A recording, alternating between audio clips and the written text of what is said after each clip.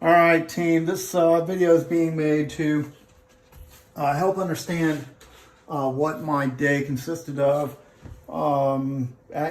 every week, every month. This is a diagram of the entire Longwood facility. This is the building.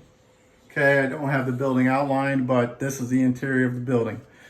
Everything in black here are trucks, package car trucks. There are 9 pins. A pin is a peninsula that the trucks are parked on for loading. There are 9. 1, 2, 3, 4, 5, 6, 7, 8, 9. Each pin has 27 trucks on it. Pin 1, 27 trucks, 2, 3, 4, 5, 6, 7, so on. There's a total of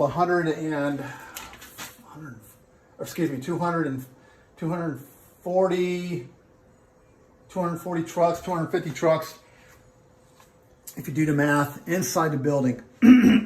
There are trucks staged outside. Some of them are loaded from earlier in the morning and staged outside. Some of them are empty for spares. These package cars here are either staged in front of the shop for ADA, which means they're being taken out of service, or they're red tagged for repairs. They can't go on the road for whatever reason. There is also new cars that come in quite often. I don't know. Before I left, we were getting cars every week that would have to be processed, and they would be parked right here. Everything in pink are feeder trailers. Air department right here, or air trailers would come in. There'd be 2 or 3 air trailers every morning. They'll come in. They're very critical. These are all loads, and these are all unloads. Unloads. A lot of them, most of the time, these would be empty when I come in. These are being unloaded. These are for loads later on after my shift. When the trucks come back in, these are loaded. These are all empty trailers that were staged outside the building up against the fence. And these are also empty trailers that are stored in the back lot. And so what happened every day is about 8 o'clock, trailers would start coming in from other facilities around the area, around from the country, and they'd start coming in and they'd be staged for unload. And there would be shifters, 2 or 3 part-time workers driving shifter tractors that would place the feeders online and remove the empties and put them back here as the feeder drivers would bring them in all night long. The unload process would end somewhere around 9 o'clock, depending on if there was any delays. But they were supposed to end between 8:30 and 9 o'clock. And then, when these feeders are being unloaded, all these packages are being sorted in this area. They are going to these peninsulas, and there are workers that have about three trucks assigned to them, and they would load 3 trucks at a time. Each truck has anywhere from 200 to 300, maybe even 400 packages. So you can imagine these guys are running, just buried. And these guys start around 4 a.m. and work till 9 a.m. And they are just, everything is very tight and maxed out. Okay. So I would come in at 6 a.m.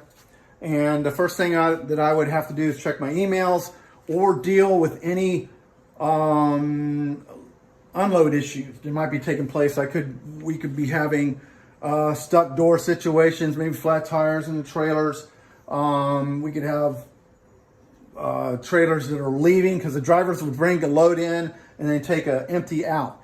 And sometimes I would have to take care of light situations with any trailers that were leaving that were empty.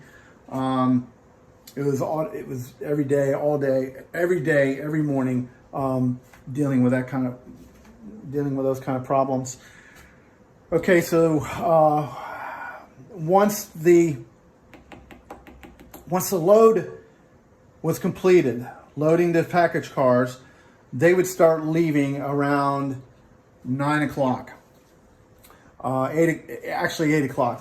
Someone would leave early. And let me back up. We had early AM. So when I came in at 6 a.m., we would also have early AM drivers leaving. And that would be, I don't know, 2 or 3 package cars per center. So Altamont would have 3 or 4 of them leaving. Sanford would have 3 or 4 leaving. And then Colonial would have 3 or 4 leaving. And oftentimes the drivers would come around and say, hey, I got a tail light out. I got a flat tire. My horn's not working, my park brake's giving me problems, I need the clutch adjusted, whatever. Cars would start coming around, and I would have to take care of these issues, even adjust mirrors for drivers, whatever it took. And then at 8 o'clock, I would start getting a barrage of drivers who would come around with the same kind of issues because they're all leaving now. And some of them may have flat tires, dead batteries. We may have dead batteries and have to go inside the building and replace batteries because they'd leave the lights on the night before. It was common, always a situation like that. So I'd have to deal with batteries, tires, lights, horns, no start issues, just anything you can think of mechanical that might come up out of the 250 package cars that we had on the building any given day. So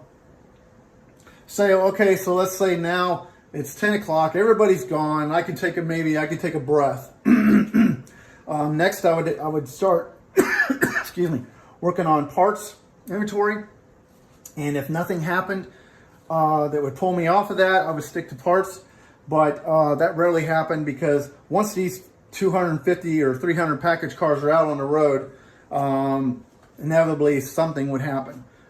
There would either be phone calls with drivers calling me saying, hey, I've got a problem with this and that, or whatever it is.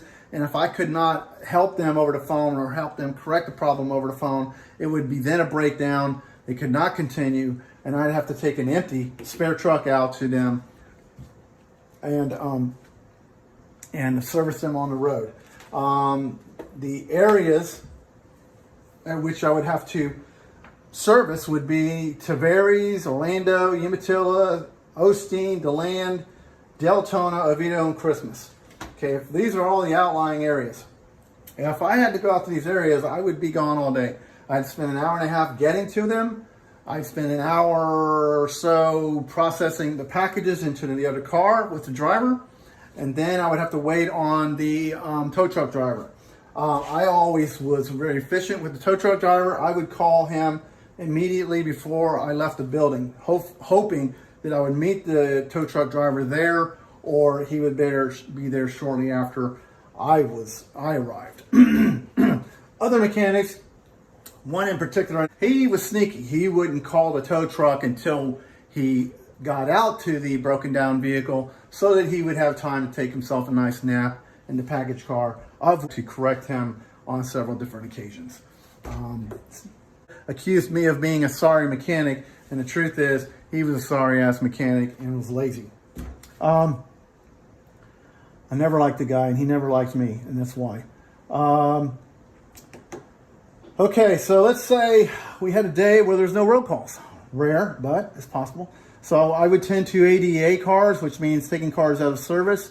I would process parts, or I'd work on my own fleet because I'd have assigned PMIs. I had 40 plus cars in my personal fleet, and I would have to do 1 or 2 or 3 PMIs per week. A PMI took about 2.5 to 3 hours.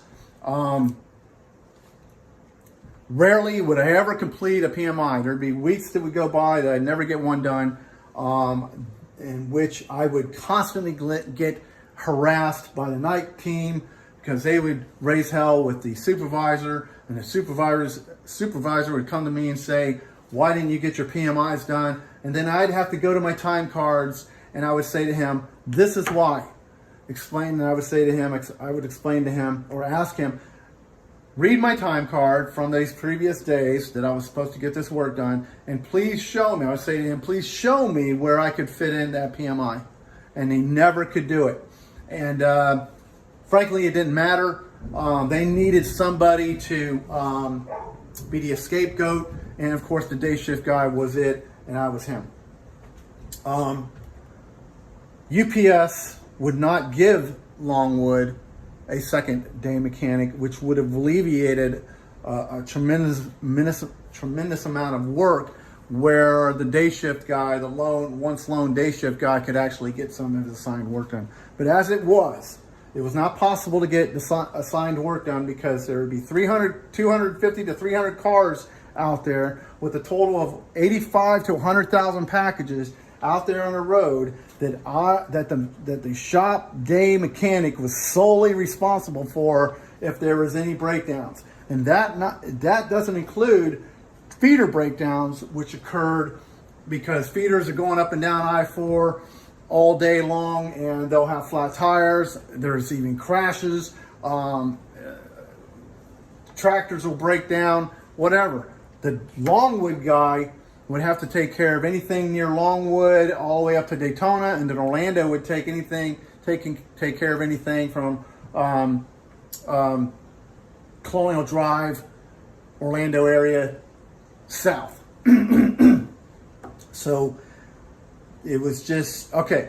Other duties that I would have to take care of that was unplanned was the training facility in Lake Mary. Lake Mary was about 20 minutes away from the Longwood facility, and Lake Mary had about 15 cars there that were used for training, 15 package cars. So I would have to take care of any issues that occurred with those cars.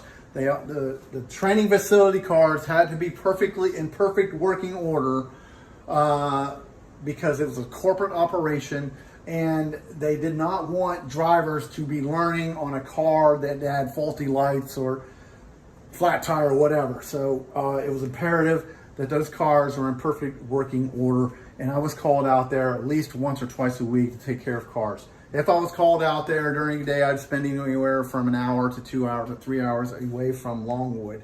Another facility that I would have to travel to, which was Amazon, the Amazon processing facility in DeBary or Deltona, I can't remember which. Great big building right alongside I-4.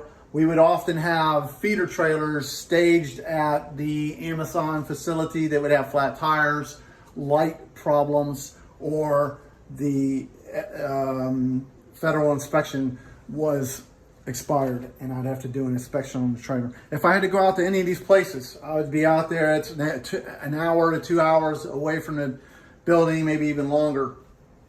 Okay. During peak season, everything triples or doubles. Doubles, triples. There'll be double the volume of packages coming in the building. So if there's 100,000, which is about right, during a regular year, it will double or triple to 300,000.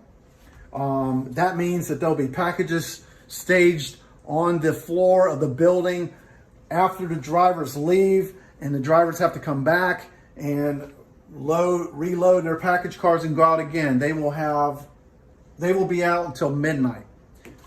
It's just unbelievable. And not only that, we will rent at least 100 rental trucks, and these rental trucks will be staged and parked everywhere, in the employee parking lot, in the customer parking lot, anywhere that they can stash these rentals, they will stash them. I would have to be the primary one to check in these rentals. That means they have to come in, be processed. We put a decal on them. We make sure the tires are not flat. We make sure they run. We make sure the lights work, and we set them up for service. It's called in service. I don't know. It takes 30 minutes a truck, depending on if there's anything wrong with it.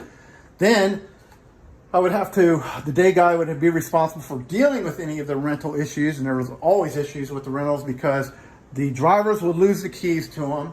They would lock the keys into the door inside the vehicle, or there'd be flat tires, or the tires would be bald, or there's mechanical issues. So it was a daily issue it was a daily activity dealing with rental issues, which would consume a large part of my day.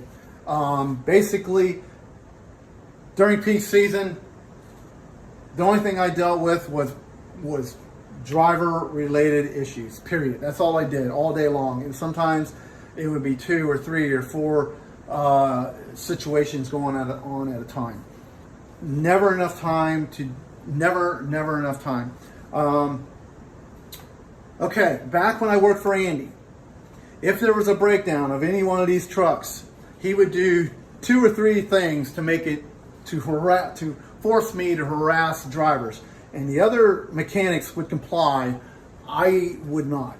And what he would do is if the driver broke down, if he could not get the driver to keep driving the vehicle despite it having a flat tire, or the brake lights didn't work, or the horn didn't work, or the park brake didn't work, or the starter wouldn't function, maybe the starter was going bad and the driver could get it started once in a while, we would ask him, we were asked to ask him to leave the vehicle running, which is against UPS policy. And sometimes the driver would say, okay. And then sometimes he'd get the driver to say, no, man, because if a truck gets stolen, I'm going to get fired. All right. So if the driver broke down, Andy would make sure that when we took out a spare truck, he would make us wait so that the driver, who had 300 to 400 packages on his truck, would be stuck not in motion for a longer period of time, making his day and the center management team's day difficult. And when we did bring out a package car to him, Andy would make sure that he would request that we took out the worst and oldest package car available that was a spare car. And we'd get out to the driver and he'd be like, why did you bring me this piece of crap, and why did it take you so long, and why did you harass me to try and get this thing running and waste a bunch of time when I don't know a damn thing about mechanics? That's what Andy would do. And if a mechanic said, no, I'm not taking him a piece of shit, and no, I'm not delaying bringing him a package car, then I'm going to do the right thing and try and get this driver going as quick as possible so his day is not ruined and UPS is not losing money.